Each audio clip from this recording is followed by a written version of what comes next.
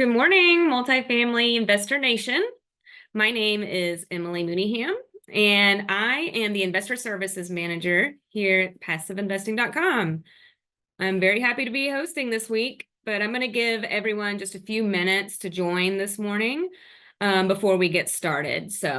I think we have maybe one or two people so far, but feel free to jump in the chat and let me know where you're tuning in from today. While we wait, I'll let you know where I'm from. I live in Lexington, South Carolina. So that's right outside of Columbia. That's kind of where our home base is for PassiveInvesting.com. So I'm near the hub here.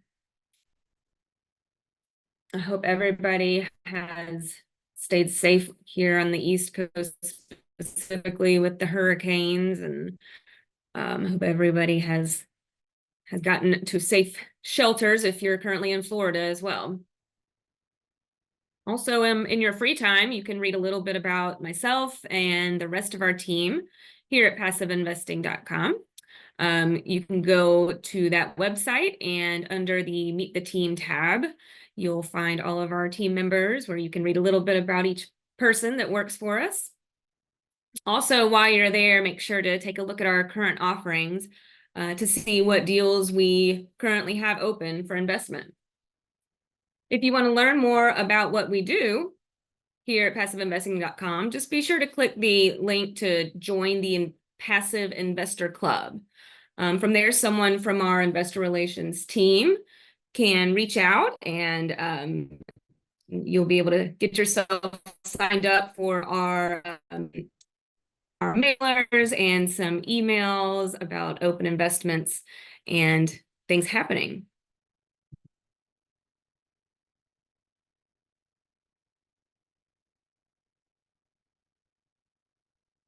Okay, I think we're going to get started here. Make sure there's no one else joined. All of those links, by the way, that I have mentioned are in the chat box.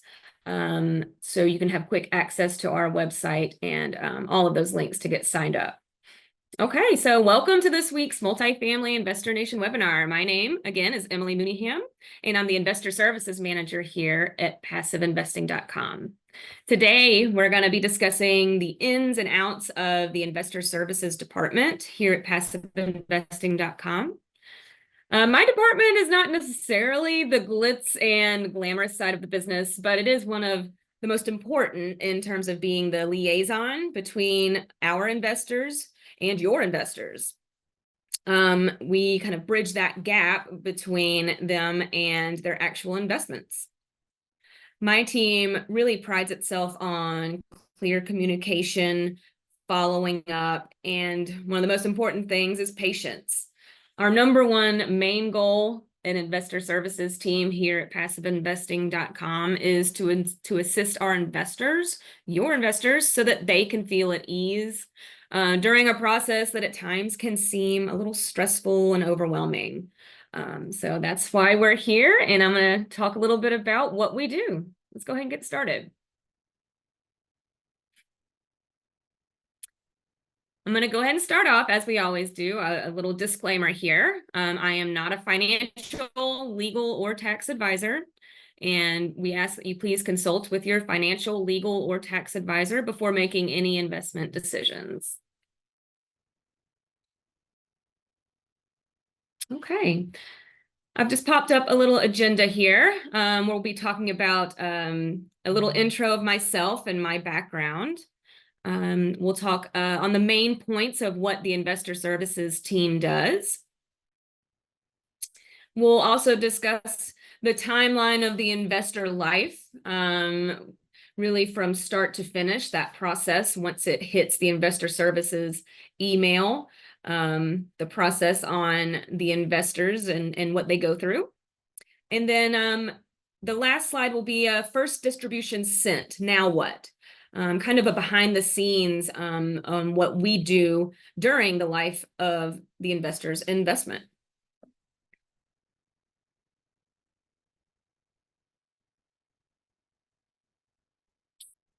Okay, so my background, there's a picture of my beautiful family.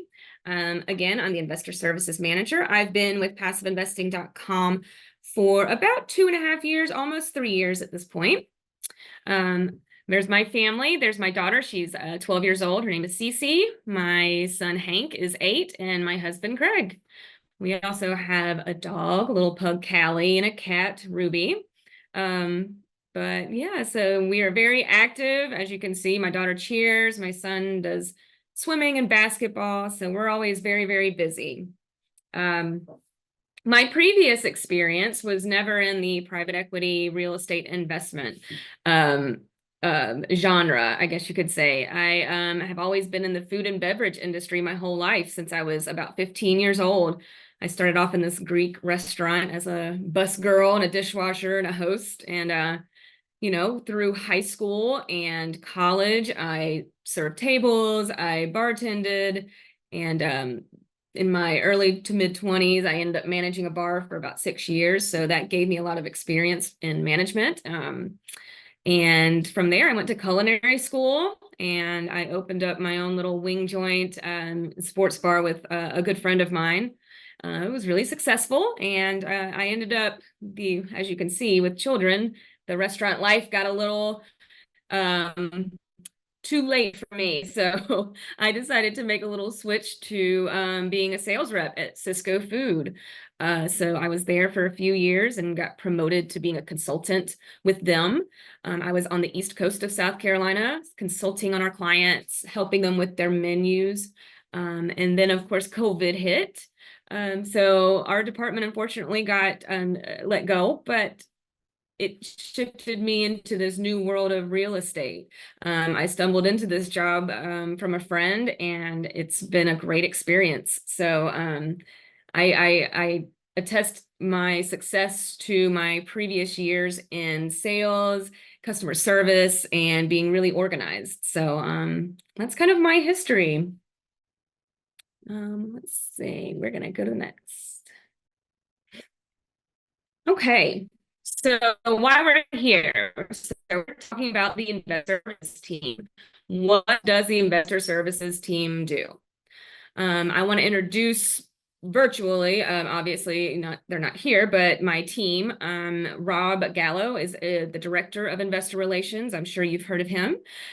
He is my direct supervisor, and I have Jessica Thompson.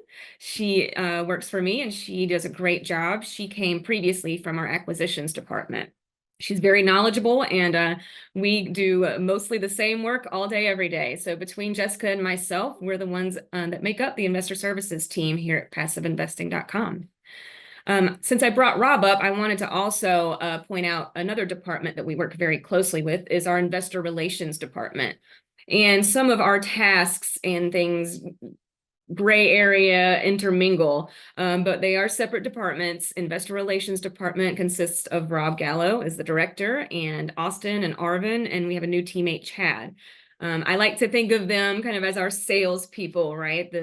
The department that brings in our investors and gets some more details to our investors regarding our investments. And once those investors commit, then they get shifted to our department, investor services. So we have our own book of PI investors, passive invested investors, but we also work closely with co-GPs like yourself, syndicators, and some of them we work with a lot, some of them work with a little, just depending on the asset. So once an investor commits to investing with us, we take over. I say we, investor services. We control the auditing. We take over the main communication. Finalizing any paperwork, any ongoing tasks for the investor. As mentioned before, we manage and work closely with our co-GPs throughout the life of an investment. I have here listed out some main assignments that we do. The PPM is a big role in our department. PPM is a private placement memorandum. And that is really the main document that has all of the investors' information. So step one is the PPM, and that is kind of our hub. That is where, Jessica and I pull all of the most important information. We have a big role in reviewing the final drafts of these PPMs. We work with finance to confirm bank accounts, wiring numbers. We code those PPMs. I say code. It's more like conditional formatting and DocuSign.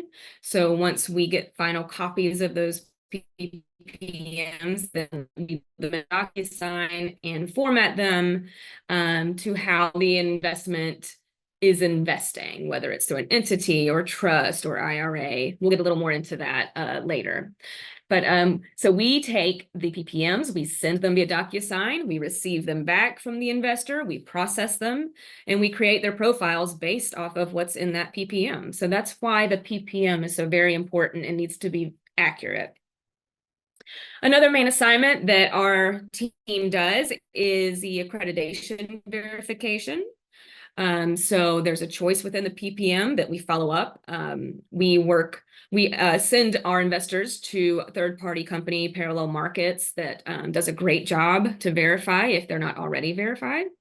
We also have templates for our investors who utilize their own CPAs.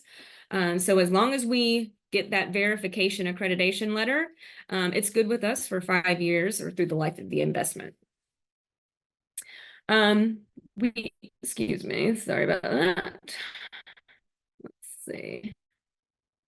As far as recording monies, Jessica and I check our bank accounts probably 2 to 3 times a day.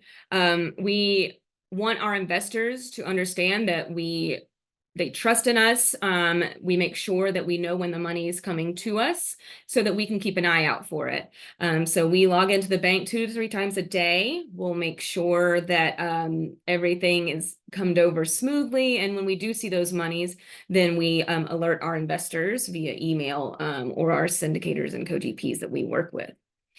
That's a very important part of our process. We also record said monies into their portal once that's set up. Again, we'll walk through that a little more clearly in the next slide. Distributions. My team handles the start of distributions, I should say. So in the PPM, as mentioned before, the most important part, there's a part in there that they'll fill out for their banking information so that we know where to send their distributions. We take very good care of this part of the PPM. We make sure to, just copy paste so that finance, when the distribution time comes, all they have to do is upload their file from what we've uploaded from the PPM. So distributions also come hand in hand with returns distributions. We handle those as well. If for some reason, maybe a bank is closed or we have a new bank account, we will update that on our end as well. Let's see. I see some question has come through. I'll go ahead and look at that. Is the PPM the portfolio?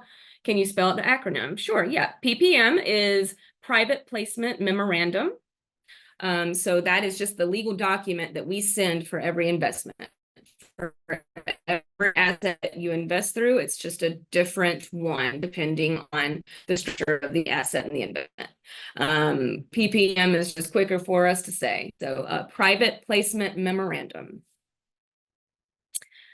Okay, so tax time, investor services are very, very busy. Along with the investors, I'm sure, are busy during tax time and everybody else. We work with our finance team, and we work closely with our third-party tax teams to prepare email communications months before tax time rolls around.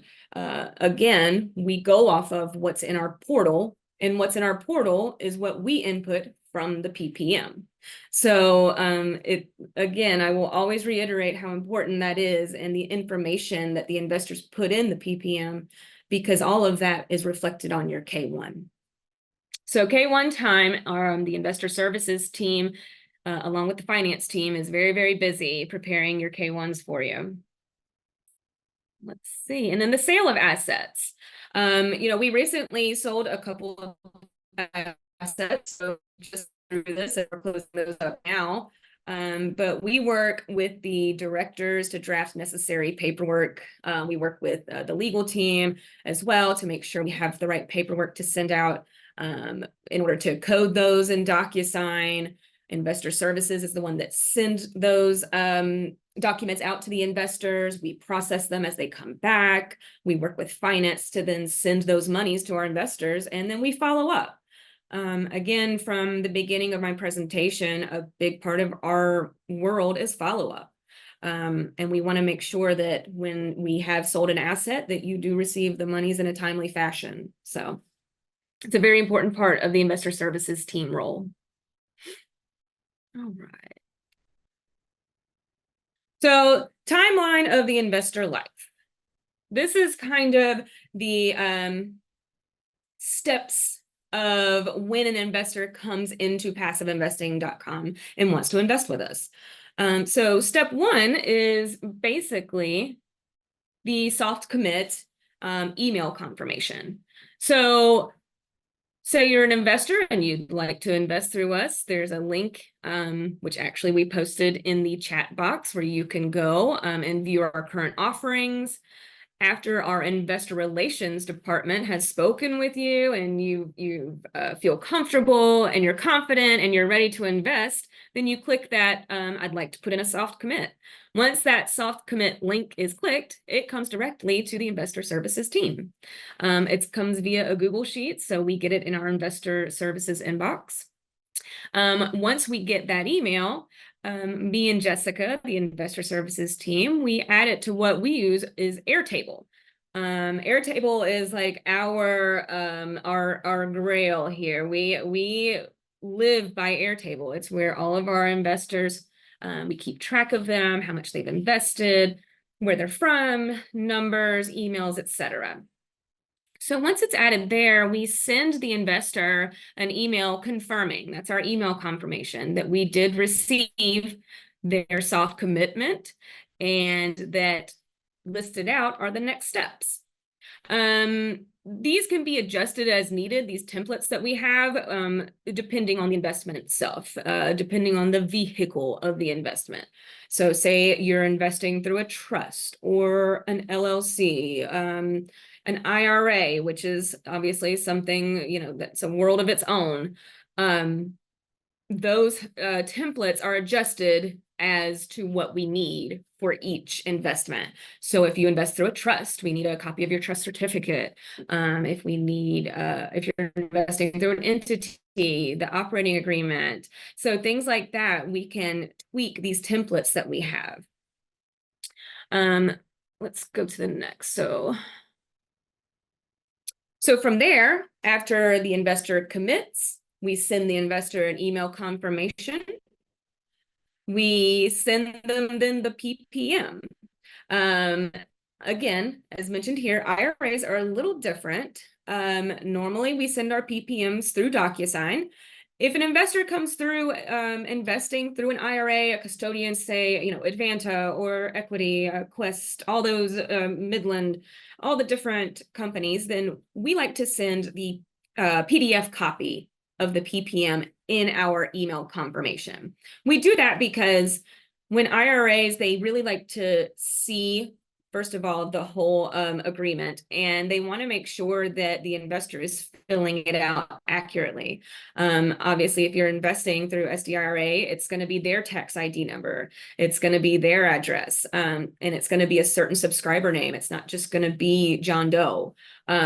So we make sure to send the investor a PDF copy of that PPM so that they in turn can send it to their custodian so that they can get next steps with them. We're more than happy to send it via DocuSign as well if they request it, but we will always send it via PDF. So once they commit, they've gotten an email confirmation, we send them the PPM, whether it's via DocuSign or PDF, and then they fill it out, they sign it, and we get it back and we get their profiles set up. So we do that we use a RealPage IMS, and once we get their profiles set up, they are free to fund. We always make sure for funding that the wiring information is on page 1. So it's clearly stated in our email for next steps. Whenever you're done filling the PPM out, you'll fund your investment. And then from there, we reach out and confirm receipt of funds. And then those funds are then placed into the investment to start accruing. Portal. I mentioned a little bit about the portal, but we use a RealPage IMS. So once the investor commits, we send the email confirmation, they sign the PPM, they send us their money, and then we invite them to the portal. So again, the portal is a view of all investments in one place. It's through a dashboard. They can pull documents that we've uploaded. Their signed PPM will be uploaded there, their accredited letter that they've provided, any of their trust certificates, legal docs, all of that is uploaded. Their K-1s are uploaded into the portal. So it's very important that when you get the invitation from our portal that you log in and you get your password set up so that you're able to view and pull anything as needed. It's extremely important, obviously, during tax time when K-1 is uploaded. But from there, we always keep communication throughout. So once the soft commitment is put in, the email confirmation is sent, the PPM is sent, the investor fills it out, and we start their profile setup in IMS, and then they fund their monies, and then we invite them to the portal. Communication throughout is very important with the investor services team. We like to stay in touch. We like to make sure that the investor is aware that we are available. We are available via email primarily, but we do take phone calls. We do have phone numbers. We do reach out via phone. But we always make sure that all communication is there, because the last thing we need is an investor to think that we've just got their money and we're moving on. That's not how we work, and not how it ever will work. So between my department, investor services, and the investor relations department, we are always sending emails, we're always calling, and we always chat with each other throughout our departments. I mentioned in the email confirmation part number 1 that we have templates that we send out, and we use an app called Front. It's through Outlook. So Front is a really cool app that we use that we can ping our other teammates from other departments without having to include them or CC them on an email so that their inbox is not junked or, logged up. So that's a good point of communication for our team, because there's a lot of questions that we may have for our finance team or our legal department or anybody else. So we like to use our Front app to ping those people. But that's another way that we keep clear communication and accurate communication to our investors, as investor services is really the face of communication to our investors. The next part of the investor life, I should say, is the selling of an asset, right? So we do work with all departments to make this happen. I mentioned this earlier. We work with marketing, to alert our investors that the asset is being sold. We work with the legal department for documents. We work with our finance department to get these monies out. And we also work with our investor relations department for follow-ups, again, to make sure that our investors have received their monies back. We want them to be comfortable and them to know that we do care and that we're here to make sure they have no questions. So this is the timeline of the investor life from kind of start to finish, when they want to commit to an investment to the point of where the asset has been sold. We'll go on to the next slide. Let me see if I have any other questions here. None right now. Okay. So this next slide, I wanted to kind of take a step back and talk about after that first distribution has been sent within the investor timeline of their life. After that first distribution is sent, now what? Basically this slide and this part of the presentation talks about ongoing maintenance during the life of the investment. Yes, we do all of those steps from the soft commit email to the sale of the asset, but we do many other things in that 3 to 7 year period of an asset being open. So I wanted to walk through a few of those things with you. One of the things we do is we maintain monthly and quarterly communication via email. So along with just our normal, answering of emails, we send out monthly and or quarterly communications. So we do this primarily with asset updates, either monthly, quarterly, and we also have bi-monthly newsletters that we send via email. Again, this step, we work very closely with investor relations and our marketing team. But usually it's always via email, and we do make phone calls if necessary. But between our marketing emails, and we also maintain a 1-hour email reply goal in our departments, specifically investor services, because our communication is the most important thing. So when we do get emails, we really make it a goal to reply within an hour. And we're pretty good at that. And sometimes we won't know the answers, but in that case, we have a whole team of departments that is willing to help us facilitate and get those answers for you.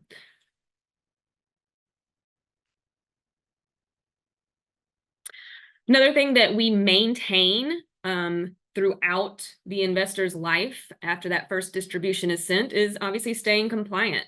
We want to make sure that everybody still has accredited letters that are up to date, to answer any questions that anybody has about it. Sometimes it happens where an investor, it slips through the cracks where they have forgotten to send it over to us. So we have a process, a follow-up process that Jessica and I go through to make sure that everybody's compliant, and we follow up. If it's an investor that's come through as through a co-GP, we'll make sure to loop the co-GPs in on all of these communications. We'll request help if needed to get a hold of your investor to make sure that everybody has their accredited letter up to date, and we do have it on file. Again, all of these pieces are uploaded to the investor's document section in the portal via IMS Real Page, the portal that we use. So everything that we gather or ask for or get signed by the investor is always tracked, and it's always uploaded. So it's able to be pulled by the investor and by our team as needed. Tax season. So this could probably be, actually it is a webinar, I think, on its own that we do around tax time. So we work, again, very, very closely with our finance team who communicates with our third-party tax teams to confirm that everything is accurate in the portal before the K-1s are drafted. So again, I will always circle back to our kind of nucleus from what I mentioned in the first slide, is that PPM, that private placement memorandum. So everything that's inputted there by the investor is what we input in the portal, and in turn is what we pull for the files in order to create the K-1 for the investor. Again, we send out communication via email, months ahead of time to have the investor log in to view their portal to make sure everything's accurate, because we are able to adjust as needed and to fix things that may be wrong. Let's see. I had a question come through. We'll go ahead and take that. It's for accredited investor verification. Do you verify yourself or do you use a third-party service? So you can either, there's a couple options. you can go through a third-party service like Verify Investor, Parallel Markets. We have used both, and we usually will send those links to the investors if they request it. Parallel Markets is a great one. They are free of charge, as from what I understand, at least as of right now.